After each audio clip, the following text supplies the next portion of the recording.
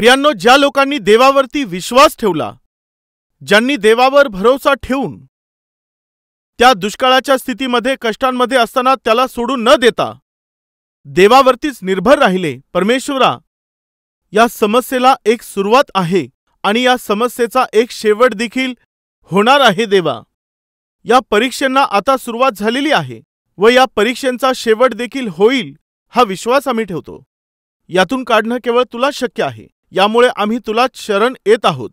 अशा प्रकारे ज्या लोकांनी परमेश्वराच्या उत्तराची ते वाट पाहत राहिले, त्यांना अन्न सामग्री पुरविण्याकरिता परमेश्वराने त्या लोकांचं स्मरण केलं.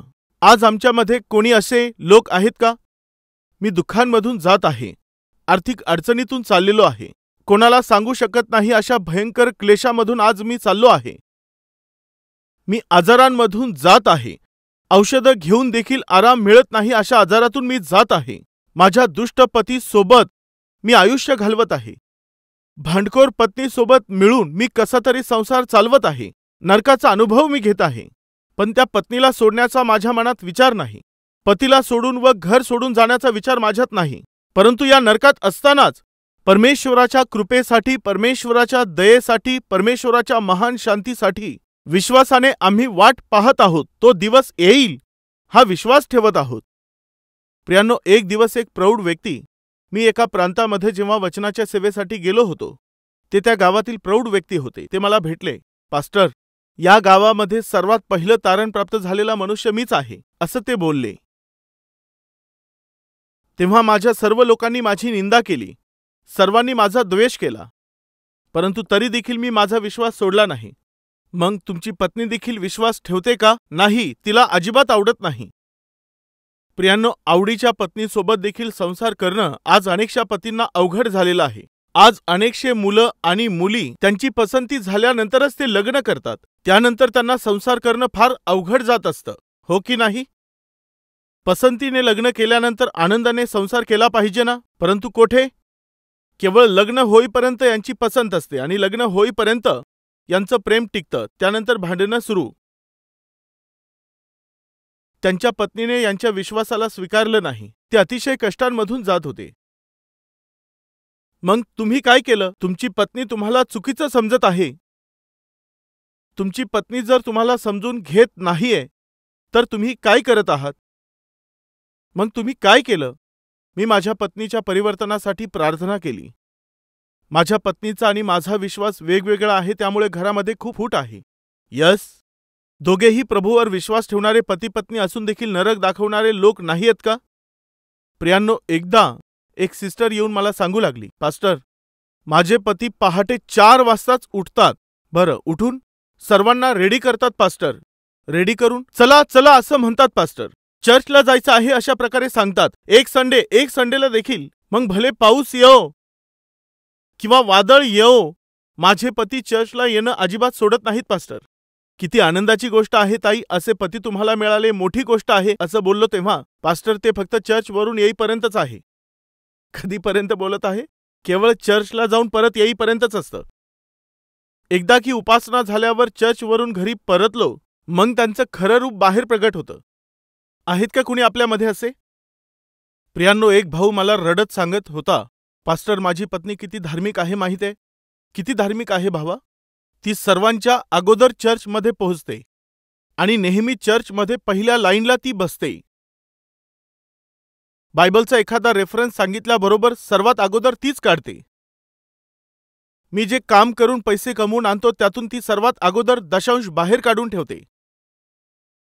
उशीर करणं तिला अजिबात आवडत नाही. चर्चमध्ये अगदी वेळेवरच जाते. परमेश्वराच्या उपस्थितीवरती तिचं फार प्रेम आहे ब्रदर.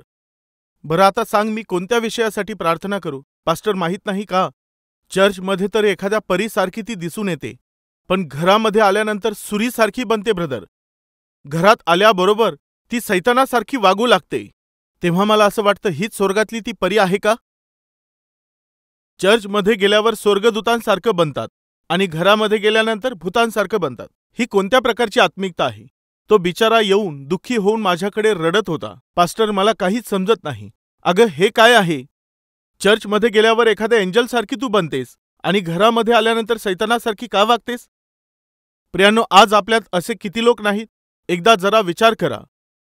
असं जीवन कधीही तुमच्यासाठी चांगलं नाही, हे मी विनवून सांगत आहे. प्रियांनो, परमेश्वराने त्या लोकांचं स्मरण केलं. प्रियांनो, ते वृद्ध व्यक्ती माझ्याशी बोलत असताना मला सांगत होते, पास्टर, देवाने माझ्या पत्नीचं स्मरण केलं आणि माझ्या पत्नीला परमेश्वराने बदलून टाकलं. आज आम्ही सर्व कुटुंबासह परमेश्वराची आराधना करत आहोत. माझी पत्नी मला सतावत आहे, दुःख देत आहे, हा विचार करून मी तिला सोडून दिलं नाही, तर तिच्या तारणाकरिता मी प्रार्थना करत राहिलो आणि आज आम्ही खूप आनंदी आहोत. तेव्हा मी विचारलं, किती वर्ष तुम्ही प्रार्थना केली? ते बोलले, 24 वर्ष केली. प्रियांनो, हे समजून येत आहे, त्यांची पत्नी चांगली नव्हती, ते बोलत होते, मी सहन करत राहिलो. कधीपर्यंत? 24 वर्षांपर्यंत. प्रियांनो, आजकालच्या दिवसात पत्नी जराशी भांडखोर असेल तर, किंवा पत्नी जरासा रागिष्ट असेल तर अजिबात सहन करत नाहीत, समजावून घेत नाहीत, त्यांच्या बदलाकरिता देवाच्या उपस्थितीत प्रार्थना करत नाहीत, देवाकडे विनंती करत नाहीत, तर केवळ एकच आशा बाळगतात, एकच विचार ठेवतात की सुटका मिळवायची, कारण मी हिच्याशी संसार करू शकणार नाही, मी त्या माणसाबरोबर राहू शकत नाही, काही करून या कटकटीमधून सुटायचं आहे.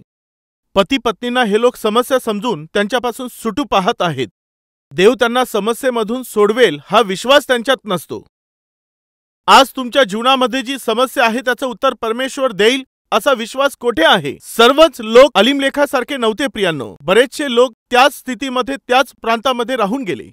बायबल आपल्याला सांगतं, त्यांचं, कोणाचं? ज्या लोकांनी देव आम्हाला उत्तर देईल, आमच्यावर दया करील, हा दुष्काळ पडला याचं कारण आम्हीच आहोत, ही गोष्ट जाणून घेऊन, समजून घेऊन, परमेश्वराला सोडून न देता आपल्या विश्वासाला जपलं व जे लोक देवाच्या दयेची प्रतीक्षा करत राहिले त्यांचं देवाने स्मरण केलं. आज आपल्यामध्ये कुणी आहेत का? जसं मी सांगितलेलं आहे, परमेश्वराच्या दयेकरिता, परमेश्वराकडील उत्तरासाठी व परमेश्वराच्या वेळेसाठी वाट पाहत आहेत असे कुणी आहेत का? तर एक आनंदाची बातमी आहे, लवकरच परमेश्वर देव तुमचं देखील स्मरण करणार आहे. निश्चित तुमच्या विश्वासाप्रमाणे असणारं जे प्रतिफळ आहे ते माझा प्रभू तुम्हाला देणार आहे, यात कोणताही संशय नाही. परमेश्वराने त्यांचं स्मरण केलं आणि देवाने त्यांना उत्तर दिलं. चला आपण ते वाचूया. 1 अध्याय 6 वचन. परमेश्वराने आपल्या लोकांचा समाचार घेऊन अन्न पुरवले आहे आणि मदत केली आहे. यस, आपला देव हा विश्वासू देव आहे. जे त्याच्यावरती विश्वास ठेवतात त्यांना तो कधीही सोडत नाही. प्रियांनो, देवावरती विश्वास ठेवून शद्रक, मेशक व अबेदनगो बोलले, आम्हाला त्या भट्टीत टाका, परंतु जी मूर्ती तू तयार केलेली आहेस तिच्या समोर आम्ही दंडवत करणार नाही.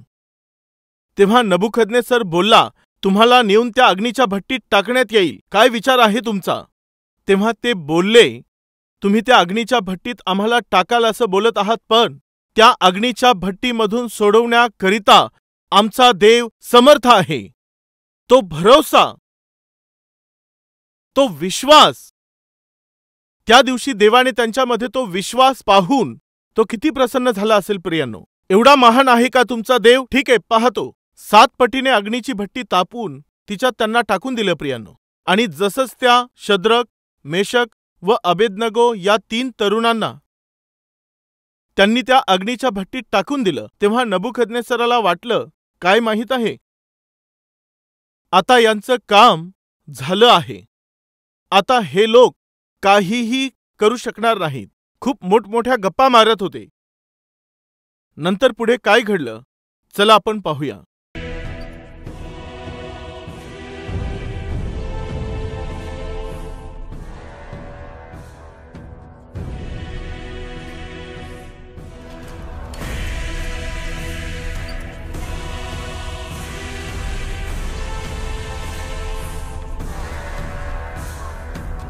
सर्व देशामध्ये आव्हान करण्यात आलं. सर्व वाद्य वाजवल्यानंतर प्रत्येक व्यक्तीने त्यांच्या समोर उभे केलेल्या या मूर्तीच्या समोर दंडवत घालायचंच आहे.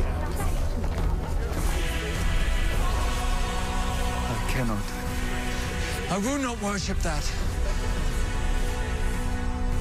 पण ते तिघे बोलले, आम्ही या मूर्तीसमोर अजिबात दंडवत घालणार नाही.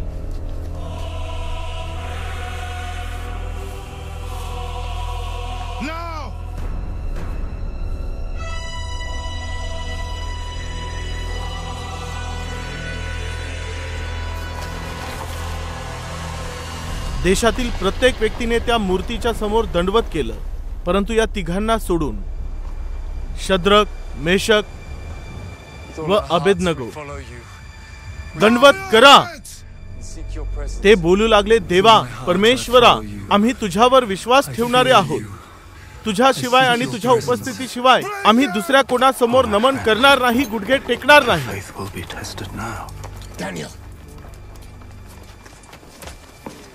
दानिएला, या मूर्तीसमोर तुझे मित्र दंडवत का घालत नाहीत?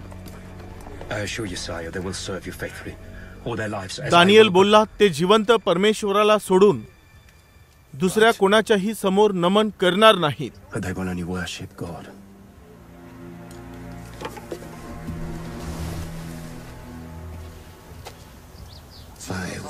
मी स्वतःच त्यांना दंडवत घालण्यासाठी भाग पाडतो.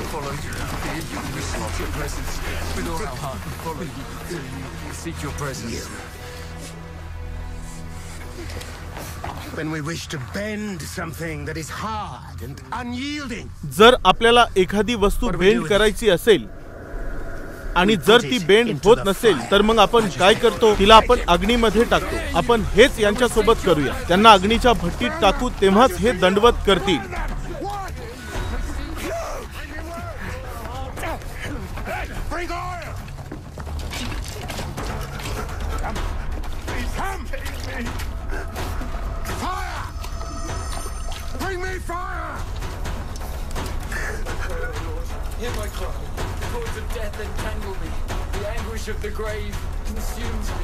देवा, आम्ही तुझ्यावर विश्वास ठेवला आहे.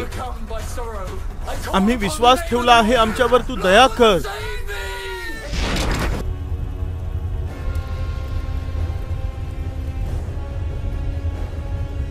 अग्नीची ती भट्टी 7 पट तापवण्यात आली.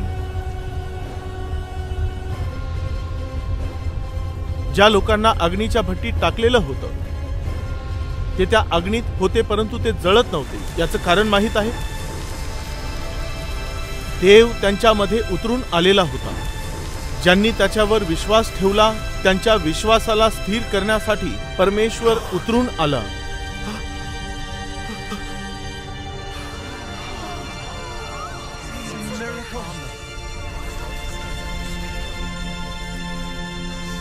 नबुकदनेस्सराला काहीच समजून आलं नाही. हे लोक अजून का जळत नाहीत?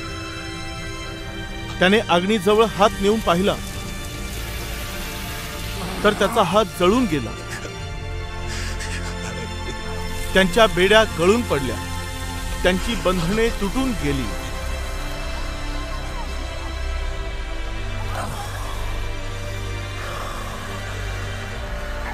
आणि देवावरती विश्वास ठेवणारे हे लोक अतिशय आनंदाने भरून त्या अग्नीच्या भट्टीमधून बाहेर आले. आमचा परमेश्वर आमच्या सोबत आहे. तो आमच्या बरोबर राहणार आहे. आम्ही ज्याच्यावर विश्वास ठेवतो तो परमेश्वर आम्हाला सोडून देणारा देव नाही, हे त्यांनी दाखवून दिलं. प्रियांनो, प्रत्येकजण अलीमलेखासारखा नव्हता. समस्या आल्यानंतर तिचा सामना न करता पळून जाणारे ते नव्हते.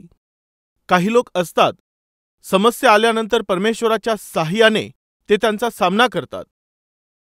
त्या समस्येच्या द्वारे त्यातून काहीतरी शिकून समस्येवरती विजय मिळवून परमेश्वराचं गौरव करणारे लोक त्या प्रांतात होते.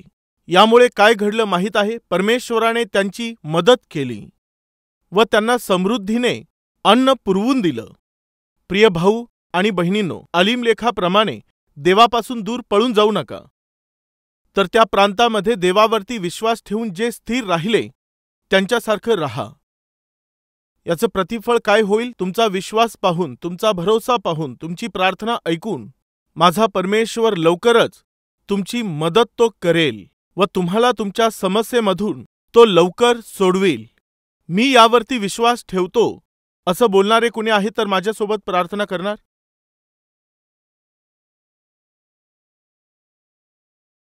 पवित्र परमेश्वरा, जे लोक तुझ्यावर विश्वास ठेवतात, तू किती अद्भुत आणि अलौकिक असे कार्य करू शकतोस. जे लोक तुझ्यावरती विश्वास ठेवतात, कशा प्रकारे बापा तू त्यांना दर्शन देऊन त्यांना तू दुष्काळापासून सोडवू शकतोस हे आम्ही बायबलमध्ये पाहिलं. तुझ्या लोकांना तू कशा प्रकारे अग्नीच्या भट्टीतून सोडवू शकतोस हे आम्ही बायबलमध्ये पाहिलं आहे. परमेश्वरा, आज अलीम लेखाप्रमाणे आम्ही तुझ्यापासून दूर न जाता कष्टांमध्ये, परीक्षेमध्ये, संकटात असताना, अनेकशा संघर्षात असताना तुझ्या चरणांना आम्ही धरून तुझ्या उत्तराकरिता जे प्रतीक्षा करत आहेत अशांना तू दर्शन दे. जे लोक अश्रूंच्या खोऱ्यांमधून जात आहेत, जे लोक कष्टांच्या समुद्रामध्ये बुडून जाऊन दुःख भोगत आहेत, पण तरीही ते तुझ्यावरती आशा ठेवत आहेत, तुझ्याकडे ते आपली दृष्टी लावत आहेत. तुझ्याशिवाय बापा आम्हाला कोणीही आधार नाही अशी ते तुझ्याकडे विनवणी करत आहेत. अशा प्रत्येकाला बापा तू लवकरच दर्शन दे. तू त्यांना लवकर त्यांच्या अश्रूंना पुसून टाकून, त्यांच्या अपमानांना दूर करून, त्यांच्या निर्भत्सनेच्या ऐवजी गौरवाचं आणि सन्मानाचं जीवन प्रत्येक व्यक्तीला तू बहाल कर. येशूच्या नावाने प्रार्थना मागत आहोत बापा. आमेन. आमचा पत्ता Calvary, post box number 30, Kukatpally, Hyderabad 72.